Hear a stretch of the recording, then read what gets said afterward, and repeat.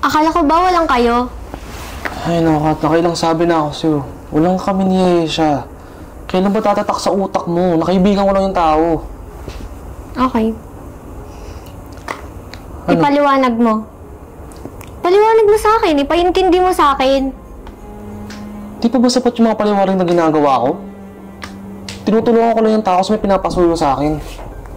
Marami siyang tinatanong sa akin about sa mga ibang tao na kailangan niya ng tulong sa akin.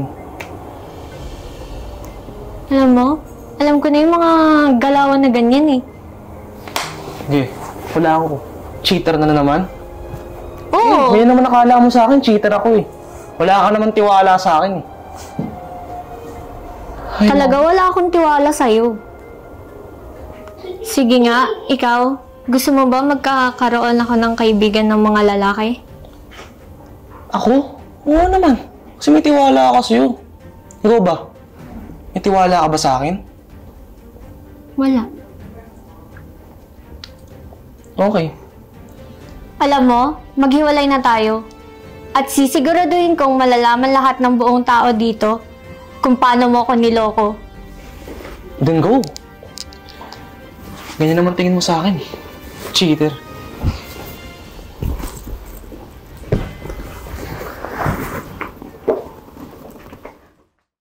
Kuya, sorry sa abala, pero tingnan mo. Kilala mo si Kat, di ba, yung girlfriend ko? Oh, yung girlfriend mo. Bakit? Ex ko Nagkakaiba pa. ba kayo? Ay, sorry. Ex ko pala. Oh, bakit? Ano nangyari sa inyo? Hindi ko alam, nag-selos kay siya eh. Pero tingnan mo yung mga post niya. Nung pinagkakalat na cheater ako, naka-notes pa na I will never date a cheater. Ba't pinakinggan ba niya yung side mo? Pinaliwanag mo yung ano mo? Pinaliwanag ko naman, pero hayaan mo na. Talagang ganun yung akala niya sa akin. Alam mo, ayan mo yung mga sinasabi ng ibang tao sa'yo, kung ano yung sinabi niya sa post niya, pati kung ano yung pinost ng ex mo, kasiraan mo, ayan mo. Marami nang nakakakilala sa'yo.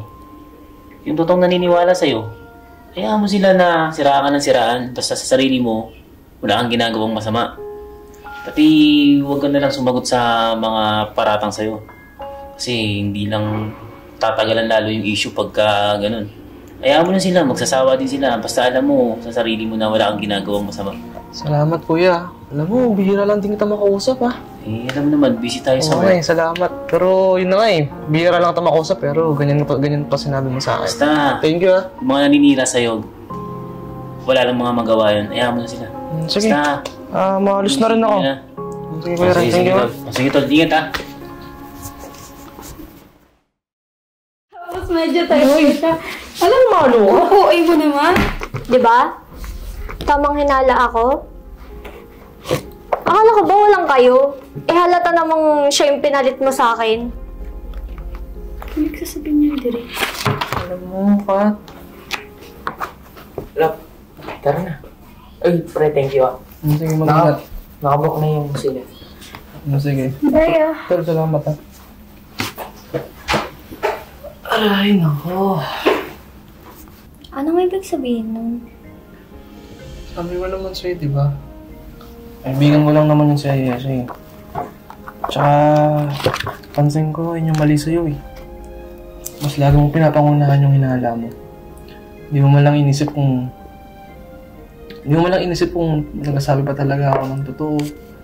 Mas iniisip mo yung jowa ko agad yung tao.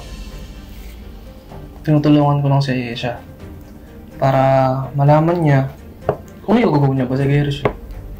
Daddy, sorry Hindi ko naman kasi alam na wala talagang kayo. Pero matanong ko lang. Pwede pa ba? Meron pa bang second chance? Second chance? Hindi na siguro. After mo pagkalat sa mga ibang tao na cheater ako. Okay. Natanggap ko na cheater ako. Alam mo, mapayo ko lang sa'yo. Sa susunod mo yung boyfriend. Sana mas paniwalaan mo yung boyfriend mo kaysa ibang tao. Mauna na rin ako. Best of luck. And a song you wanna hear.